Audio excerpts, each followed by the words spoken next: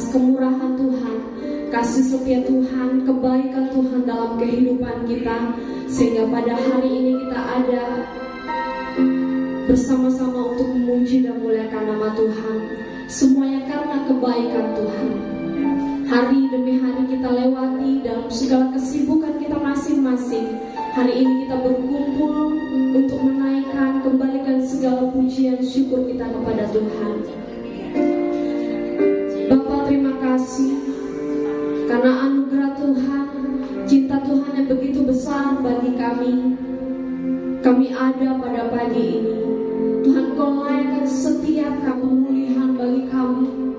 Lawatan Tuhan terjadi, dan semuanya hanya untuk kemuliaan bagi nama Tuhan. Terima kasih Bapa di surga, terima kasih. Kami mengucap syukur untuk semuanya ya Tuhan. Haleluya.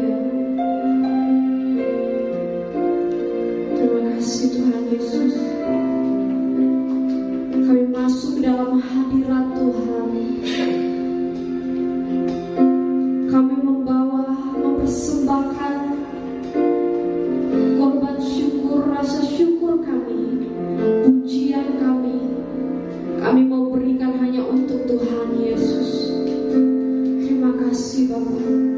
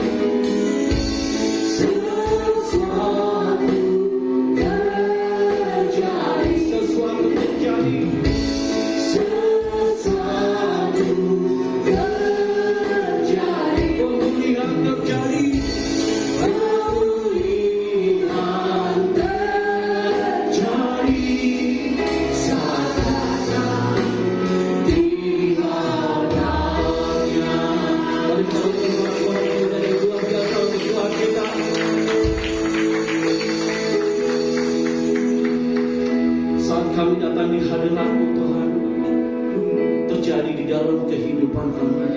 Kami yakin dan percaya kuasa mujizat terjadi di dalam kehidupan kami Tuhan Yesus. Terima kasih Bapa di surga, terima kasih Engkau layakkan setiap kami di tempat ini. Dan pada hari ini kami akan mendengarkan firman-Mu ya Tuhan Yesus.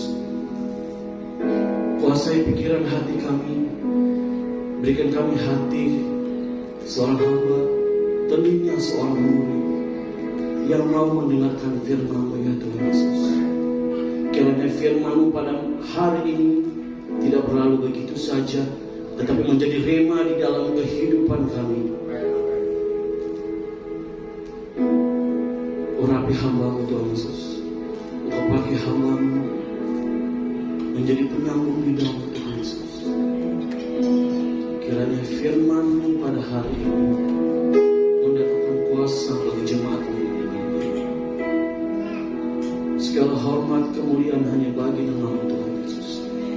Mari jemaat Tuhan yang siap mendengarkan firman Tuhan, yang disayang Tuhan, sama-sama kita katakan Tuhan kita.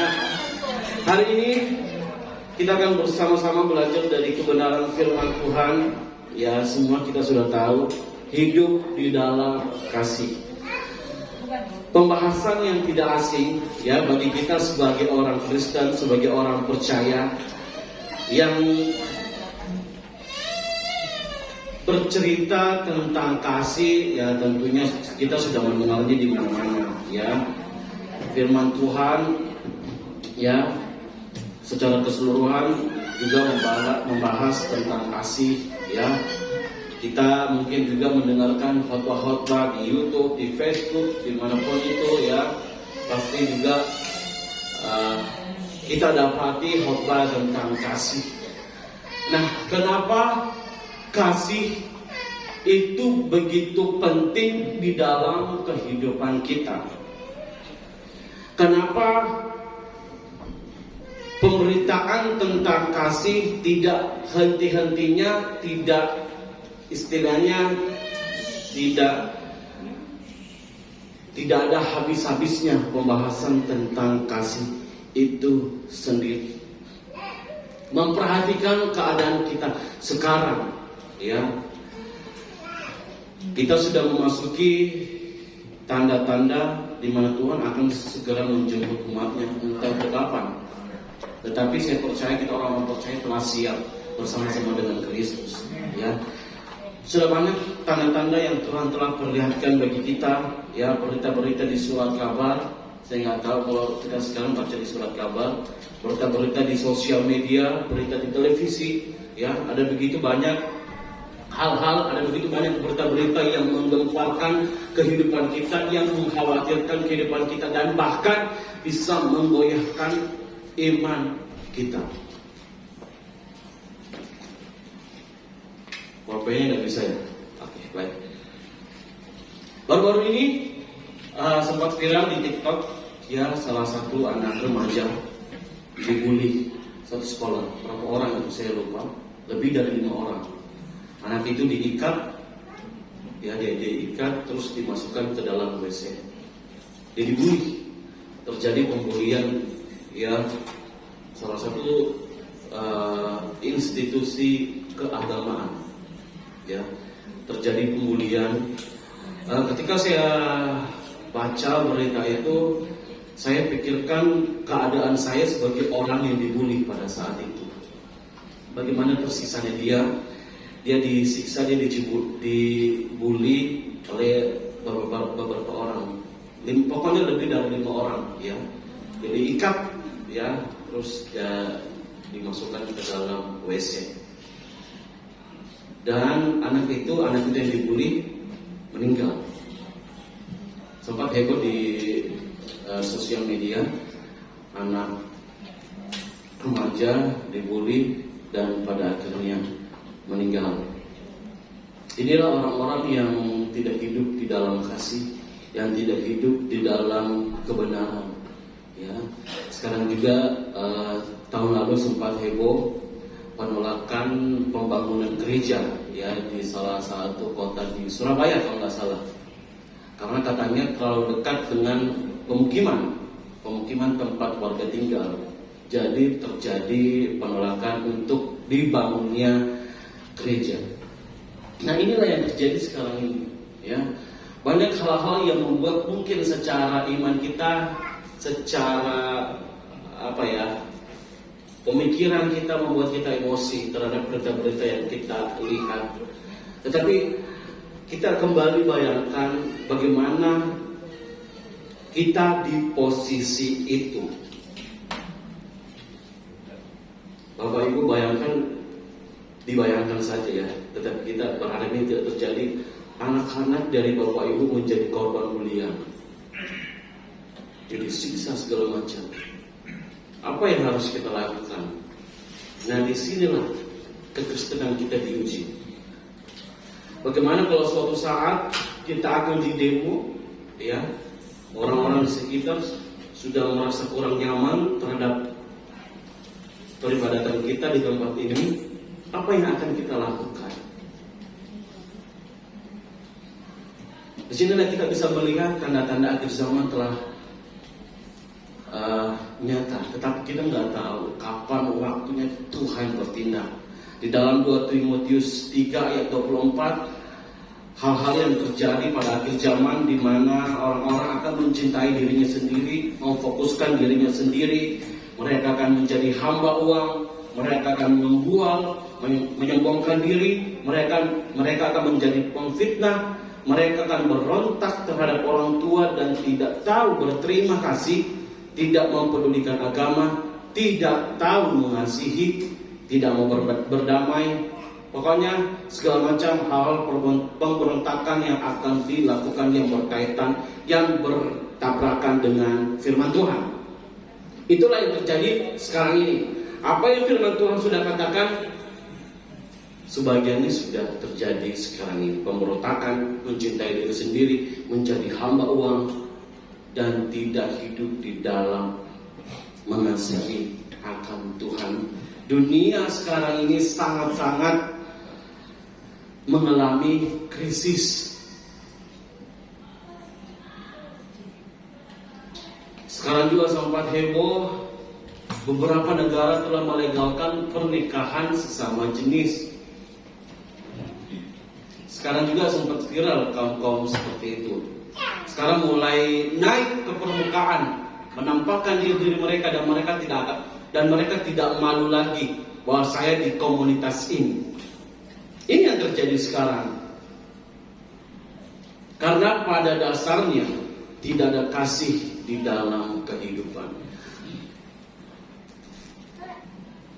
Orang-orang dunia lebih mementingkan apa yang menyenangkan dirinya sendiri.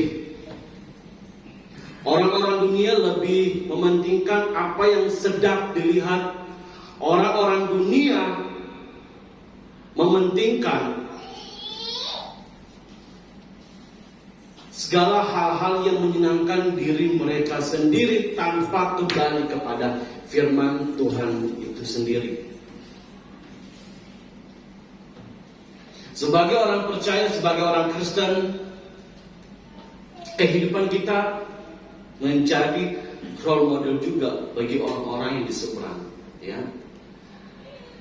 Pastinya kalau kita sedikit berbuat kesalahan, pasti mereka juga akan menghakimi kita. Karena memang kita ini, saya gambarkan sebagai orang Kristen, sebagai orang percaya itu istimewa bagi orang-orang dunia. Karena istimewanya, mereka akan mencari kesalahan-kesalahan dari kita.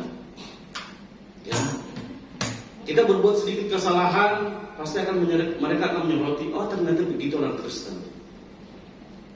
Saya pernah waktu saya di Parepare, saya hidup bertetangga dengan orang-orang yang seperang. Ada sedikit kesalahan yang adik saya lakukan. Ya, dia istilahnya dia bombek temannya. Ibu itu datang ke rumah. Begitu orang Kristen, cuma perkara bombek sudah dicap, ternyata orang Kristen begitu. Jadi kalau orang seberang tidak boleh bombek, jadi kita tidak boleh menghakimi. Tetapi begitulah kenyataan. Kita sebagai orang Kristen harus menjadi role model. Kita diperhatikan oleh orang-orang dunia, dimanapun ibu berada, dimanapun jemaat Tuhan berada, ingat identitas kita sebagai orang percaya. Kehidupan kita disorot oleh orang-orang duniawi yang tidak percaya kepada Kristus. Jadi apa yang harus kita lakukan? Hidup di dalam kasih. Ketika kehidupan kita sudah hidup di dalam kasih, otomatis pasti kehidupan kita juga akan sepadan dengan apa yang firman Tuhan sampaikan. Kita akan hati-hati di dalam melakukan segala sesuatu. Kita akan berhati-hati di dalam mengambil keputusan. Kita akan hati-hati di dalam bertindak.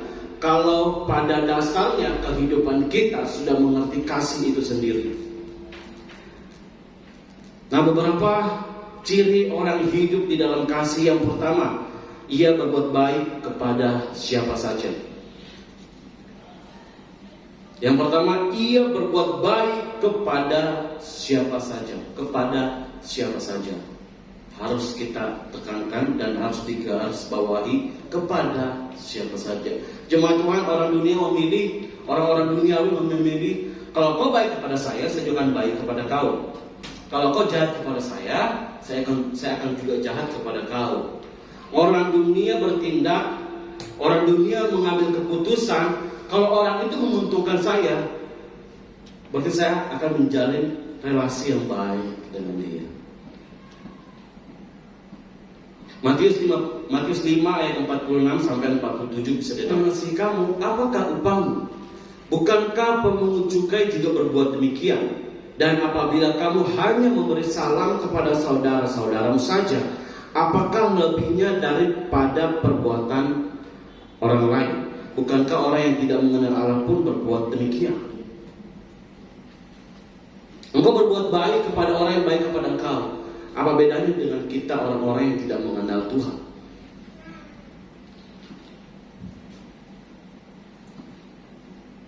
Jika engkau disakiti pada masa lalumu, ada orang-orang yang menyakiti kita, yang berbuat curang, apa yang harus kita lakukan? Tetap berbuat baik kepada mereka.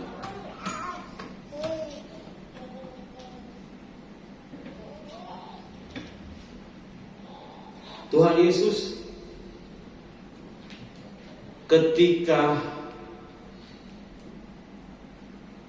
di dalam masa-masa pelayanannya, masih banyak juga yang tidak senang dengan dia.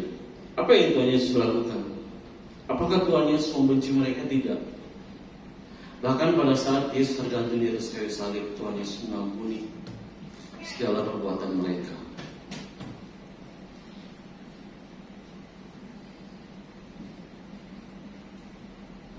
Tuhan Yesus tidak pernah membatasi diri kepada siapapun saja. Terkadang kita manusia fokusnya kepada orang-orang yang menyenangkan hati kita, orang-orang yang berbuat baik kepada kita. Orang-orang yang tidak mengenal Tuhan, dia berbuat demikian. Dia berbuat baik kepada orang yang baik kepada dia. Dia memberi kepada orang yang telah memberi kepada dia. Tetapi itulah susahnya sebagai orang Kristen. Kita harus berbuat baik kepada siapapun, bahkan kepada musuhnya kita. Itulah orang Kristen. Kehidupan orang Kristen begitu disoroti. Kehidupan kita sebagai orang percaya yang bagi mereka itu tidak masuk akal. Tetapi itulah yang firman Tuhan katakan. Firman Tuhan jangan dipikir dengan logika, tidak akan dapat benang merahnya. Akan sangat susah dan akan bertentangan dengan pikiran-pikiran logika kita. Tetapi dengan hati yang tulus, dengan hati yang rendah, kita merenungkan firman Tuhan. Firman Tuhan mengatakan di ayat yang ke-47 tadi, apabila kamu hanya memberi salam kepada saudara-saudaramu saja, apakah lebihnya dari perbuatan orang lain? Bukankah orang yang tidak mengenal Allah pun berbuat demikian? kehidupan kita jangan hanya dibatasi karena dia berbuat baik, maka saya juga harus berbuat baik. No. Apapun keadaan mereka, apapun yang telah orang itu perbuat kepada kita, kita pun juga harus melakukannya.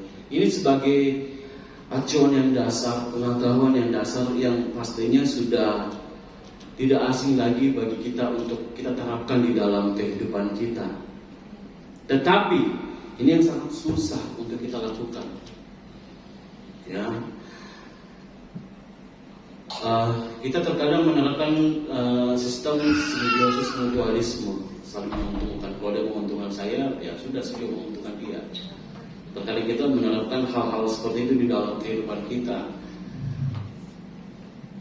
Dan yang kedua, ciri orang yang hidup di dalam kasih, ia menerima orang itu apa adanya.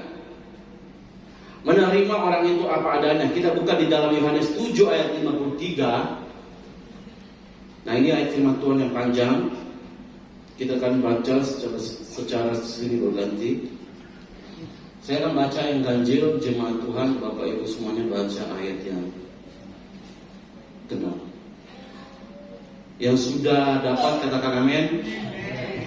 Lalu mereka pulang masing-masing ke rumahnya. Ayat 1, tetapi Yesus pergi ke Bukit Zaitun. Pagi-pagi benar dia berada lagi di Allah. Dan seluruh rakyat datang kepadanya. Ia duduk dan mengajar mereka. Maka ahli-ahli Taurat dan orang-orang Farisi membawa kepadanya seorang perempuan yang kedapatan berbuat zina. Mereka menempatkan perempuan itu di tengah-tengah. Lalu berkata kepada Yesus, "Rabi, perempuan ini tertangkap basah ketika dia sedang berbuat zina." Musa dalam hukum Taurat memerintahkan kita untuk melempari perempuan-perempuan yang demikian. Apakah pendapatmu tentang hal itu? Mereka mengatakan hal itu untuk mencobai dia, supaya mereka memperoleh sesuatu untuk menyalahkannya. Tetapi Yesus membungkuk lalu menulis dengan jarinya di tanah. Dan ketika mereka terus-menerus bertanya kepadanya, ia pun bangkit berdiri lalu berkata kepada mereka, "Barang siapa di antara kamu tidak berdosa, hendaklah ia yang pertama melemparkan batu kepada perempuan itu." Lalu dia membungkuk pula dan menulis di tanah. Tetapi setelah mereka mendengar perkataan itu, pergilah mereka seorang demi seorang, mulai dari yang tertua. Akhirnya tinggallah Yesus seorang diri dengan perempuan itu yang tetap di tempatnya. Lalu Yesus bangkit berdiri dan berkata kepadanya, "Hai perempuan, di manakah mereka? Tidak ada seorang yang menghukum engkau?" Jawabnya, "Tidak ada, Tuhan." Lalu kata Yesus, "Aku pun tidak menghukum engkau. Pergilah dan jangan berbuat dosa lagi mulai dari sekarang." Yang kedua, ciri-ciri orang yang hidup di dalam kasih. Tadi yang pertama, ia berbuat baik kepada siapa saja. Yang ketiga, ia menerima orang itu apa adanya, bukan ada apanya. Ketika Tuhan Yesus pergi ke Bukit Zaitun, pagi-pagi benar ia berada di bait Allah. Memang menjadi kebiasaan Tuhan Yesus untuk datang berdoa sebelum matahari terbit. Ada Taurat dan orang-orang Farisi yang tahu firman Tuhan datang kepada Tuhan Yesus membawa perempuan yang jemaat Tuhan yang kedapatan berbuat zina. Apa yang ahli Taurat itu katakan? "Rabi, ini perempuan itu tertangkap basah telah berbuat zina." Nah, di dalam hukum Taurat, kalau orang yang kedapatan berbuat zina, dia harus dilempari batu sampai mati. Itu pemikiran mereka yang mereka tahu tentang hukum Taurat. Mereka berharap Yesus pun juga akan melakukan hal demikian. Tetapi nyata-nyatanya tidak, sangat jauh dari apa yang mereka harapkan. Mereka menguji Yesus bahwa perempuan ini akan dibunuh. Mereka, ahli Taurat, orang Farisi mengatakan hal itu untuk mencobai dia di ayat 6, supaya mereka memperoleh sesuatu untuk menyalahkan Yesus. Apa yang Yesus katakan? Siapa yang tidak berdosa, lempar perempuan itu. Itu bahasa sederhana.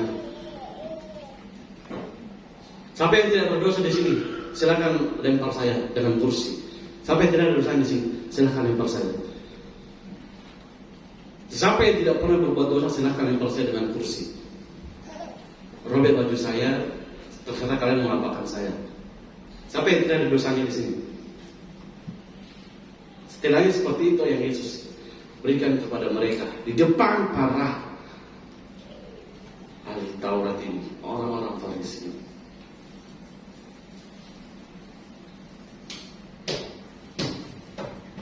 Barang siapa di antara kamu tidak berdosa, hendaklah ia yang pertama melemparkan batu kepada perempuan itu. Lalu Yesus memungkuk pula dan menulis di tanah. Tetapi setelah mereka mendengar perkataan itu, apa yang terjadi? Apakah mereka tetap di tempat itu untuk menghakimi perempuan itu? Tidak. Satu persatu mereka meninggalkan tempat itu. Karena memang mereka semua orang-orang yang berdosa. Di sini saya baca, bersyukur jadi orang-orang Farisi ini, para ahli Taurat ini masih tahu diri. Ternyata mereka masih sadar tentang dosanya mereka. Apakah Yesus juga melempari perempuan itu, sedangkan Yesus sendiri tidak berdosa? Apakah Yesus melempari perempuan itu?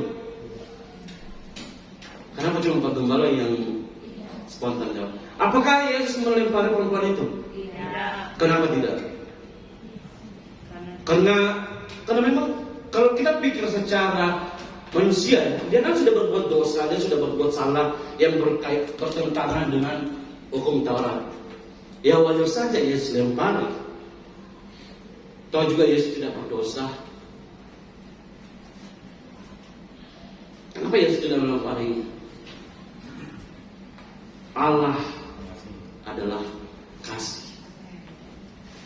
Dia kasih. Identitasnya memang kasih. Jadi kalau dia melempari perempuan itu, dia tidak menyerahkan dirinya bagi kita, maka sia-sialah segala kepercayaan kita. Kita yang mengatakan dia adalah Allah yang kasih, tetapi dia berbuat yang tidak sesuai dengan firman Tuhan, sia-sialah segala kepercayaan kita. Sia-sialah segala pemberitaan tentang kita harus meneladani Yesus Kristus. Besarnya kasih Yesus berdampak besar juga di dalam kehidupan kita.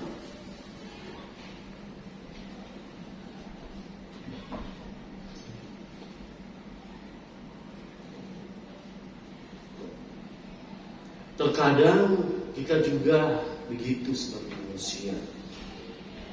Orang itu berdosa, orang itu punya masa lalu yang kelam. Kita membatasi diri dengan orang itu. Kita mendengarkan dari mulut si B bahwa si A itu begini. Kita membatasi diri dengan si A.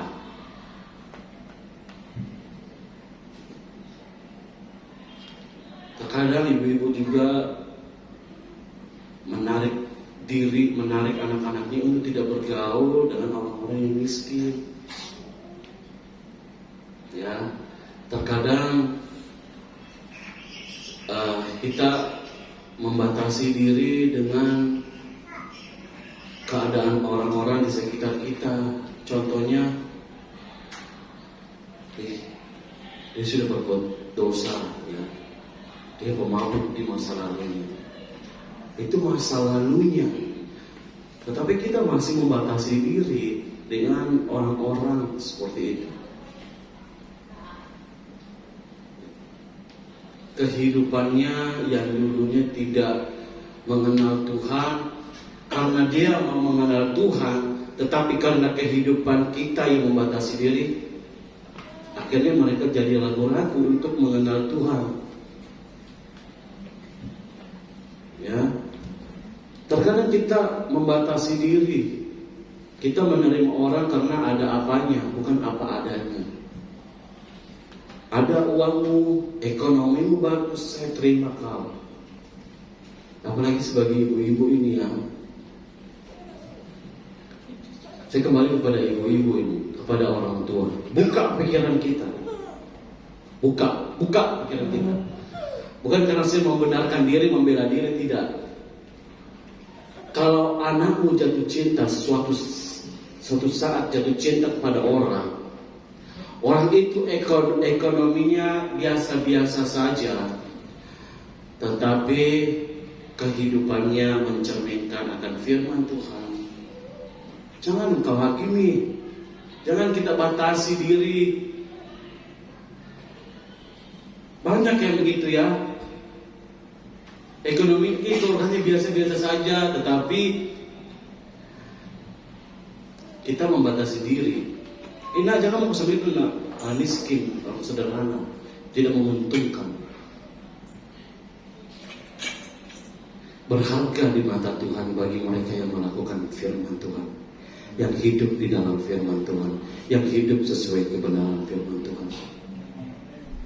Kalau orang itu hidup di dalam firman Tuhan, mungkin memang sekarang dia biasa-biasa saja, tapi karena dia tetap hidup di dalam kebenaran akan firman Tuhan, ke depannya dia akan menjadi pemimpin. Keluarga mendinas mati. Kita nggak tahu, roda itu selalu berputar. Di kampus saya juga, saya ceritakan saja, saya tidak sembunyi-sembunyi. Di kampus, kalau ada orang yang berbuat salah, kalau sudah ada yang dibacakan map merahnya di atas, ya di ruang chapel, itu langsung satu kampus itu membatasi diri dengan orang itu. Itu yang saya lihat. Ya, saya sudah beberapa tahun di kampus, saya sudah beberapa tahun juga di asrama. Itu yang saya lihat. Sudah banyak nama-nama yang dibacakan di map merah. Map merah itu artinya ya nama yang sudah buat pelanggaran ya. Entah itu dia diskorsing atau dia mengalami didikan. Ketika nama dia muncul, langsung satu kampus membatasi diri terhadap dia. Itu yang saya lihat. Jadi kalau saya mau jadi saya itu juga kadang kayak takut-takut. Kalau saya bergaul dengan orang ini, nah orang-orang lain juga pasti akan berpikir, oh sama ji rupanya mereka, sekelompok ji mereka.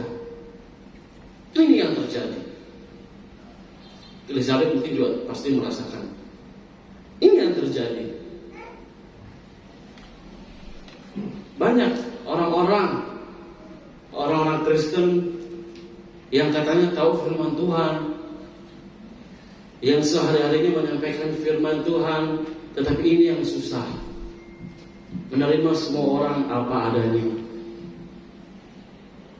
Di gereja, Anes, perempuan Samaria, ya, Tuhan Yesus juga menerimanya. Ada begitu banyak penerimaan yang telah dilakukan Tuhan Yesus. Kenapa begitu susahnya kita meneladani Yesus di dalam kehidupan kita? Tuhan Yesus menerima orang apa adanya, tetapi anak-anaknya, murid-muridnya, kita semua orang percaya kepada Dia tidak menerima semua orang apa adanya.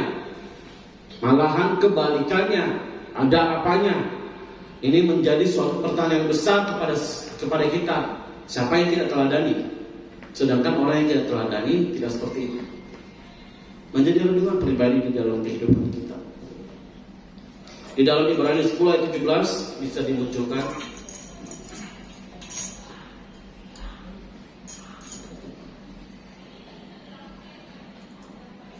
Dan aku tidak lagi mengingat dosa-dosa dan kesalahan mereka. Ini janji Tuhan Yesus bagi kita orang-orang percaya. Ketika Tuhan Yesus telah mati di kayu salib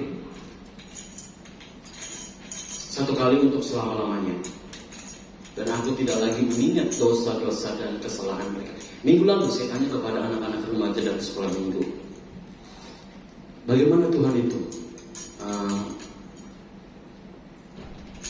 Bagaimana Tuhan itu di dalam kehidupan adik-adik semuanya? Ada yang mengatakan Tuhan itu baik, Tuhan memberikan saya kepintaran, Tuhan mengasihi saya, Tuhan memberikan saya mama papa yang luar biasa. Ya. Terus saya tanya, saya lupa pertanyaannya. Apakah Tuhan Yesus pernah marah? Saya tanya begini.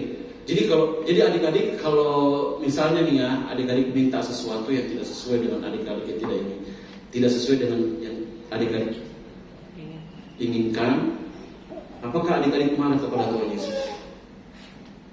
Ada yang ragu-ragu dan kembali saya bertanya. Jadi kalau ada masalah di dalam kehidupan kita itu karena siapa? Itu karena Tuhan. Saya bilang, jangan fitnah Tuhan. Tuhan tidak pernah kasih kesalahan di dalam kehidupan kita. Jangan pernah fitnah Tuhan. Kalau ada masalah di dalam kehidupan kita, jangan fitnah Tuhan. Bapak Ibu jemaat Tuhan, terkadang kita juga fitnah Tuhan. Ya, kita tertawa, tapi memang terkadang kita fitnah Tuhan. Masalah ini pasti dari Tuhan. Dari sini mungkin saya diberikan pelajaran. Tidak, masalah itu bukan dari Tuhan. Jangan fitnah Tuhan. Tuhan tidak buat apa-apa atas dirimu. Tuhan tidak memberikan masalah, tapi kita fitnah Tuhan. Tuhan di atas bertanya, apakah fitnah saya? Berkat yang Tuhan berikan kepada kita, berkat yang mendatangkan sukacita bagi kita.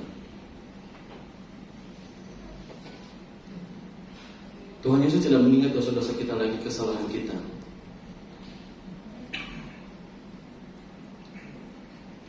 Bagaimana dengan Bapak Ibu jemaat Tuhan? Kembali kita renungkan. Apakah kita telah menghidupi firman Tuhan? Apakah kita telah menerima orang apa adanya? Dan yang terakhir, memiliki perkataan yang penuh kasih. Di dalam Kolose 3 ayat 16.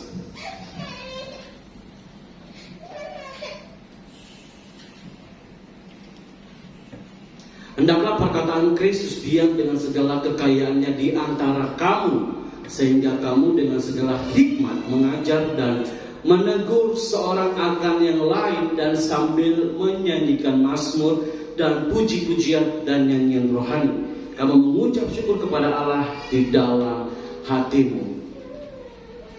Hendaklah perkataan Kristus diam dengan segala kekayaan di antara kamu. Segala kekayaan dalam hal perkataan, maksudnya firman Tuhan yang telah kita dengarkan, yang telah kita baca, diam di dalam hati kita, sehingga pada saat kita ingin berkata-kata, kata berkat yang keluar.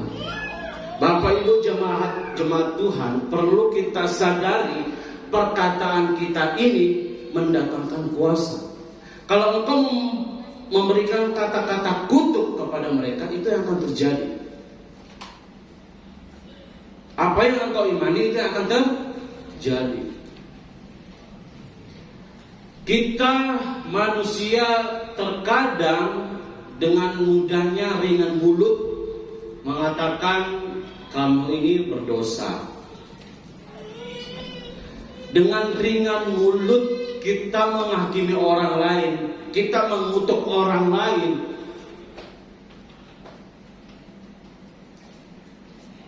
Kita tidak berhikmat di dalam berkata-kata. Lidah ini tidak bertulang. Hati-hati dengan segala perkataan kita. Terkadang di dalam perkataan yang kita keluarkan akan menimbulkan masalah yang besar. Ada ketersinggungan, sakit hati.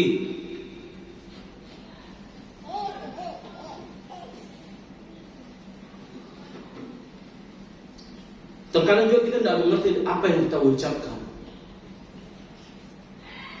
Harus hati-hati dalam berkata-kata.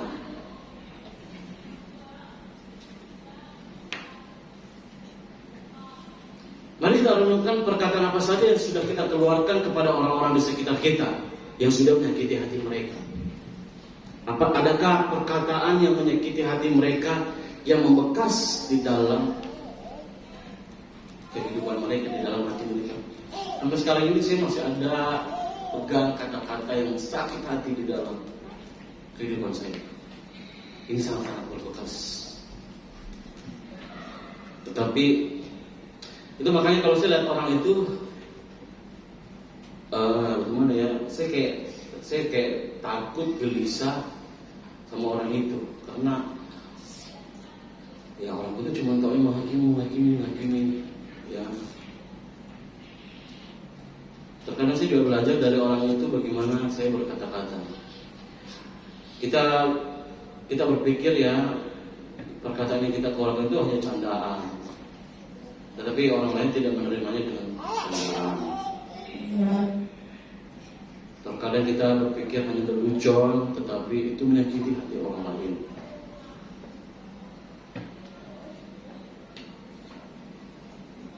Saya pernah bilang, jangan berkata begitu, jangan berkata kasar. Terus ada yang balik ke saya, Tuhan Yesus saja marah-marah, dia bilang sundal segalanya. Itu Tuhan Yesus, beda motivasinya. Beda motivasi Tuhan Yesus menegur kita melalui firman-Nya. Ya, terkadang manusia itu motifnya itu dalam menegur orang itu ya untuk kepentingan diri sendiri, ya, bukan untuk kebaikan orang itu. Perlu harus dipahami ini Bapak Ibu jemaat Tuhan, menegur orang itu jangan karena egonya kita, ya. Kita menyakiti orang lain dari perkataannya kita, harus kita sadari apa yang kita ucapkan, apakah mendatangkan berkat atau kutuk bagi orang itu. Sebab setiap kata sia-sia yang diucapkan orang harus dipertanggungjawabkan pada hari penghakiman. Di dalam Matius 12 ayat 36. Pada hari penghakiman bukan hanya segala perilakunya kita, tingkah lakunya kita, kehidupannya kita, kata sia-sia yang kita ucapkan akan kita pertanggungjawabkan. Kata-kata apa yang sudah kita sampaikan kepada orang-orang yang sudah kita sakiti. Sudah seberapa banyak orang-orang yang kita sakiti dengan segala perkataannya kita. Hati-hati dalam berkata-kata. Orang yang hidup di dalam kasih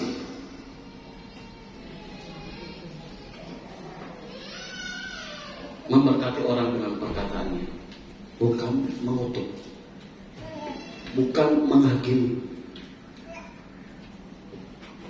Jadi ada beberapa ciri orang yang hidup dalam kasih. Yang pertama, ia berbuat baik kepada siapa saja, menerima orang itu apa adanya, dan perkataannya penuh kasih. Perkataan kita sebaiknya juga kita gunakan untuk memuliakan Tuhan, mengagungkan Tuhan, bukan dengan lagu-lagu duniawi. Apalagi anak-anak muda, hati-hati dengan lagu-lagu duniawi. Itu bisa berpengaruh di dalam kehidupan kita, ya. Kalau kita dengar lagu galau, ya aku juga akan galau. Walaupun kita tidak diputuskan pacar, pasti otomatis itu akan berpengaruh di dalam kehidupan kita. Betul tidak? Anak muda kalau dengar lagu galau, walaupun tidak diputuskan, walaupun tidak punya pacar juga dengan lagu galau, pasti juga akan menghidupi lagu itu. Lagu galau, lagu putus asa.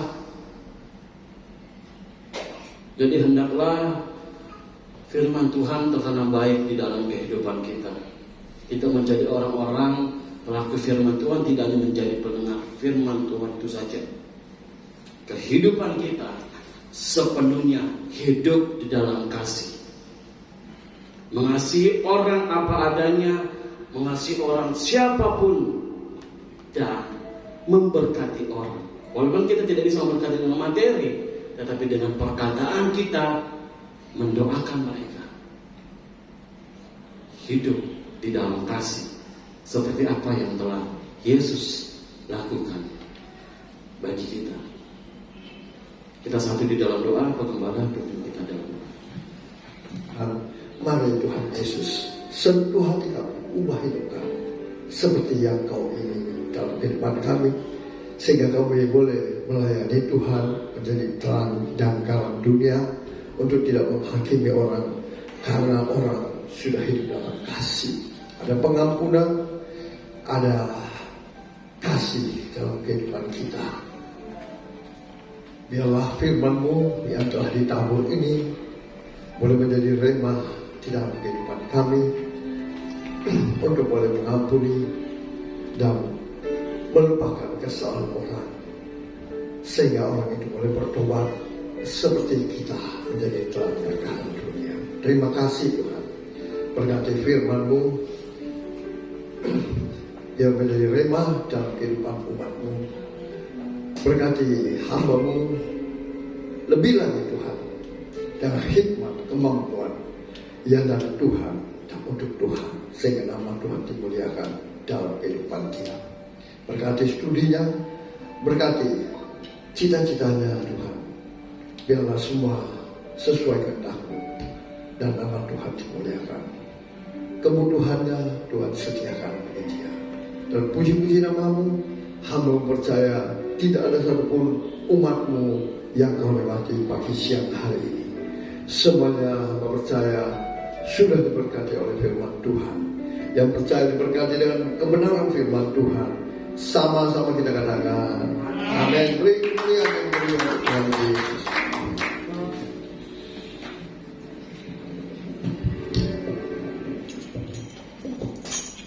Puji Tuhan, kita akan memberikan persembahan kita kepada Tuhan. Kita kembali naikkan pujian kita.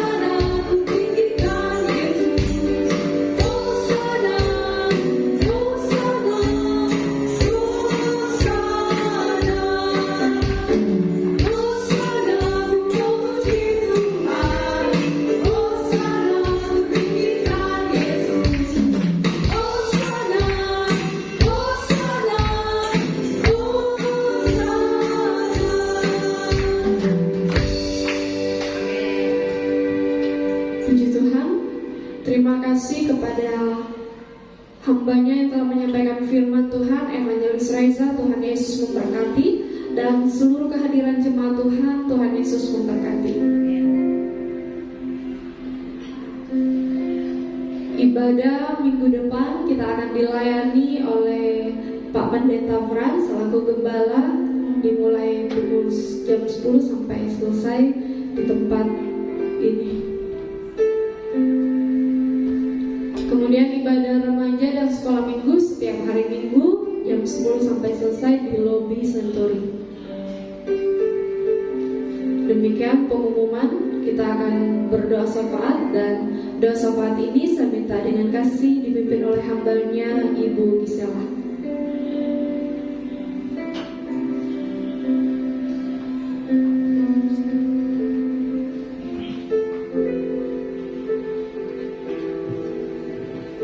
Mari jemaat Tuhan kita satukan hati, kita berdoa.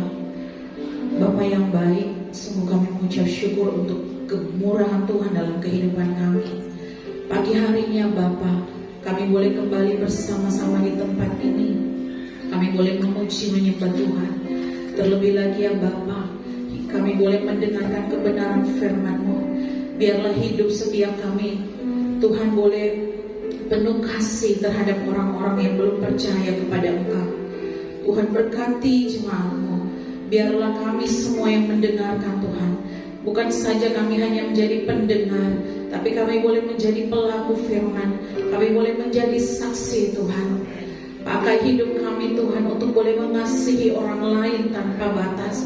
Pakai hidup kami Tuhan untuk memberi bagi orang-orang yang memerlukan. Tuhan Yesus, kami percaya bahwa kuasa-Mu ada di dalam kehidupan setiap kami. Dan biarlah Tuhan, Engkau terus mendapati kami tetap hidup dalam kasih setia bersama Engkau Tuhan. Kami percaya Tuhan pagi hari ini kami boleh diberkati, kami boleh menjadi orang yang baru, hati kami dibaharui Bapa. Terima kasih Tuhan. Kami berdoa buat Bapak Gembala, Ibu Gembala, Tuhan kiranya memberkati urapan yang baru itu Tuhan limpahkan dalam kehidupan kedua hamba-Mu. Pakai hamba-Mu Tuhan untuk menjadi perpanjangan tangan Tuhan di tempat ini, bahkan di mana saja hamba-Mu berada Tuhan. Kehidupan mereka boleh menjadi kesaksian bagi orang-orang banyak. Berkati segala usaha pekerjaan hamba-Mu, berkati keluarga besar hamba-Mu. Hikmat Tuhan, kasih Tuhan boleh mengalir. Bahkan Tuhan Yesus, kami percaya Kau menyertai pelayanannya. Kau akan buat berkembang ke kiri dan ke kanan. Kami berdoa Bapa buat para pelayan Tuhan, mereka yang mengambil bagian dalam pelayanan pagi hari ini. Kiranya Tuhan urapan yang baru itu terus mengalir dalam kehidupan mereka. Taruh kesatuan hati, taruh roh-Mu di dalam kehidupan mereka. Dan biarlah Tuhan, ketika mereka melayani di mana saja mereka berada, kehidupan mereka boleh menjadi kesaksian. Terima kasih Tuhan Yesus. Pagi hari ini juga Tuhan kami membawa persembahan, korban syukur kami, bahkan persembahan buat perayaan Natal nanti. Begitu juga Tuhan perpuluhan. Kami berdoa di dalam nama Tuhan Yesus, Engkau kuduskan persembahan umat-Mu.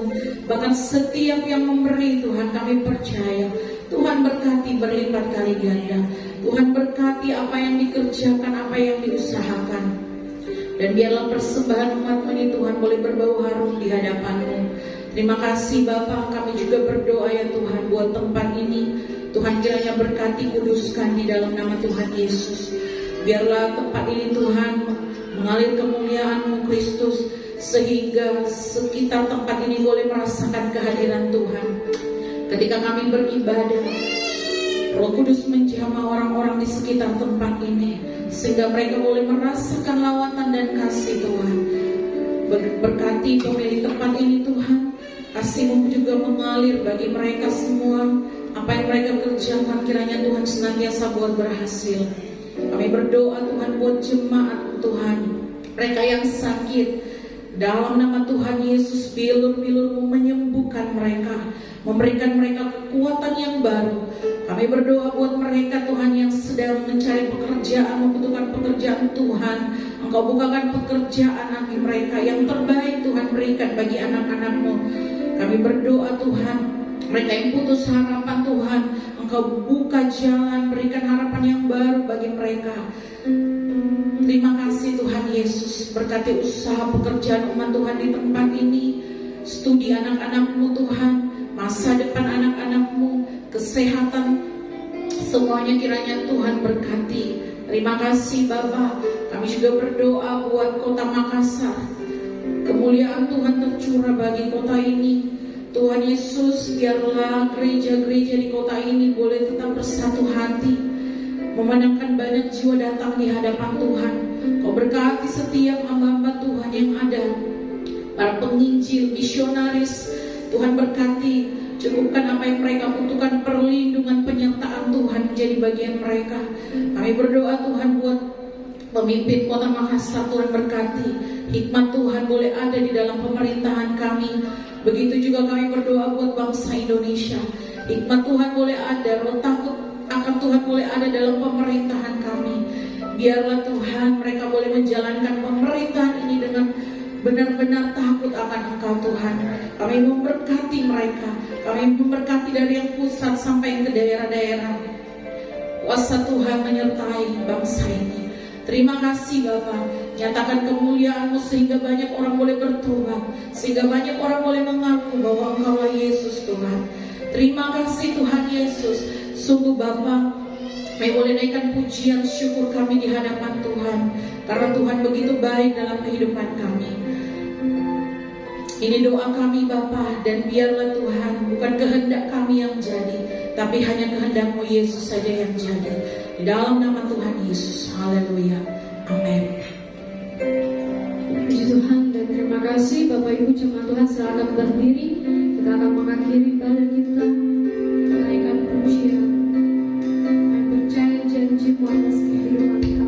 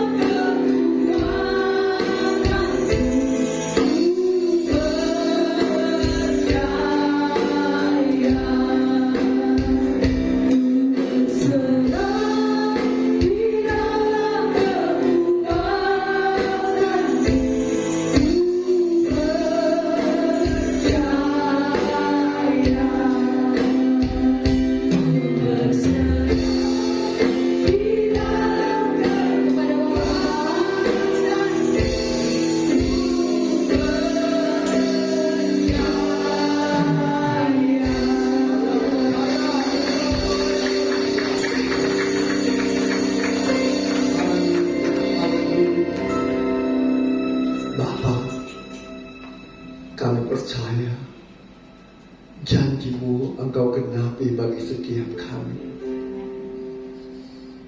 Bagi orang yang mengasihi Engkau, bagi orang yang telah bertobat, Engkau tidak mengingat dosa-dosa kami lagi.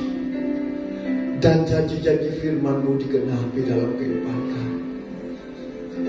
Biarlah kami semakin menyerahkan kehidupan kami ke dalam tangan-Mu. Hari lepas hari Engkau sempurnakan kami. Kami tak mampu tanpa Engkau. Oleh sebab itu kami perlu Kau, kami perlu firman-Mu hidup dalam kehidupan kami. Sehingga janji-janji firman-Mu digenapi dalam kehidupan kami.